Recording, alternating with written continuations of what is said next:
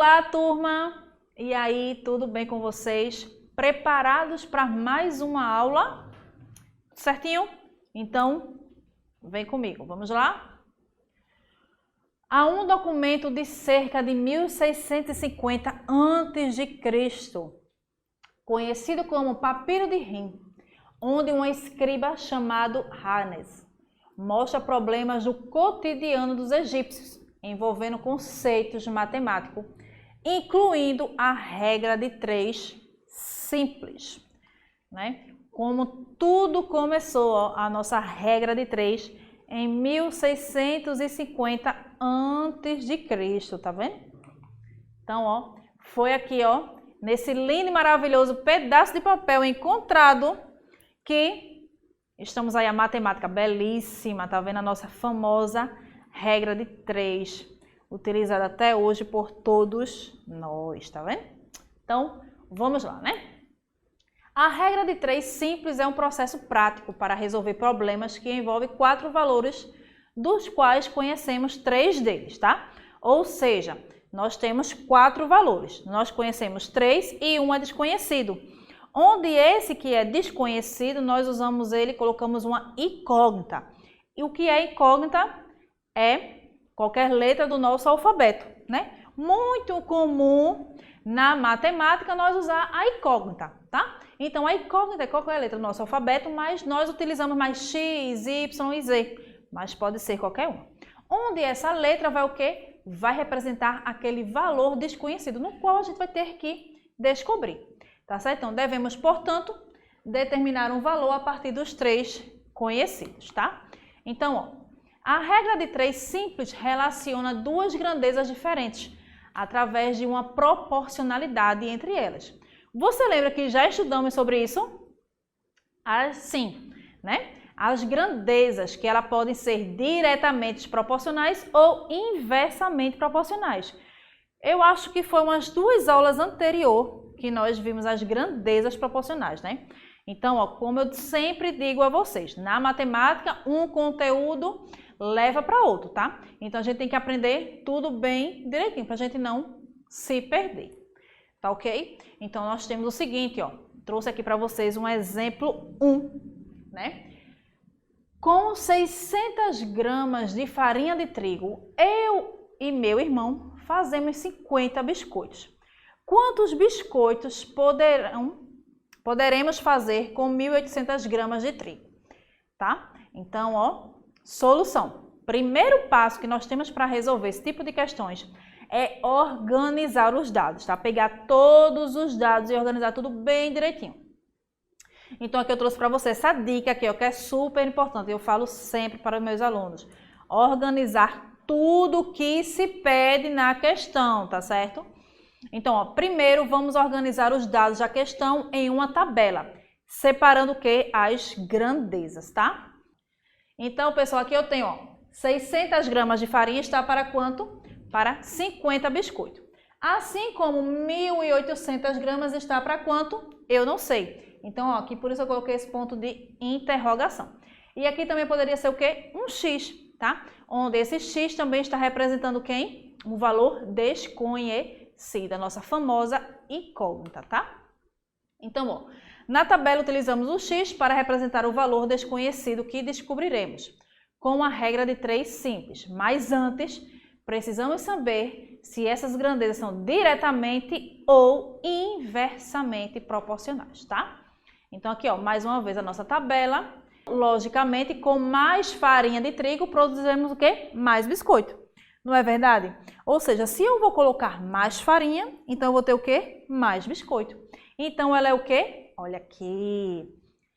Ó, as 2 setinhas estão o quê? Iguais, não é isso? Ó? Então, as setas com o mesmo sentido indicam que as 2 grandezas são o quê? Diretamente proporcionais, ou seja, estão aumentando igualmente, né? Como eu já expliquei aqui para vocês, ó. Se eu tenho 600 gramas de farinha, eu vou fazer 50 biscoitos. Lógico que se eu aumentar a farinha, eu vou fazer o quê? Eu vou ter o quê? Mais biscoitos. Não é isso? Então, agora montamos a equação e vamos resolver a proporção, tá? Então, aqui nós temos o seguinte, ó, eu vou simplificando, né? 600 igual a 50, 1.800 igual a quanto? A x. O que é que nós fazemos? Meio pelos extremos.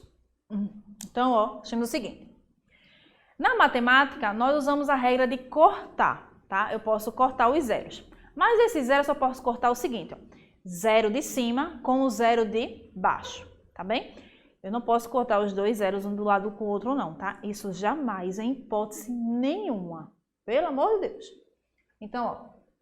Aqui eu tenho 600 e aqui eu tenho 1.800, certo? Então, eu vou fazer o seguinte. Esse zero daqui de cima eu cortei com o zero de baixo. Esse meu outro zero aqui eu cortei, tá? Então, o zero de cima eu posso cortar com o zero de baixo, tá certo? Professora, por que a senhora cortou os zeros?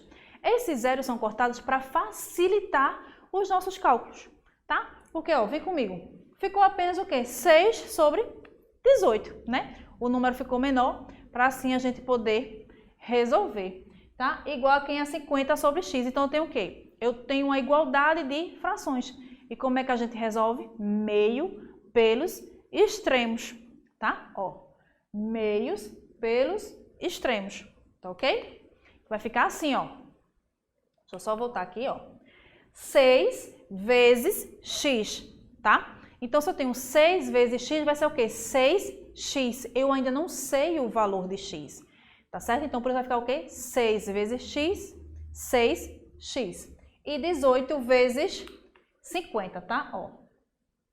6x é igual a quanto a 18 vezes 50. 18 vezes 50 igual a quanto? A 900. Nesse caso aqui, eu vou ter quem? Eu vou ter 6x igual a 900.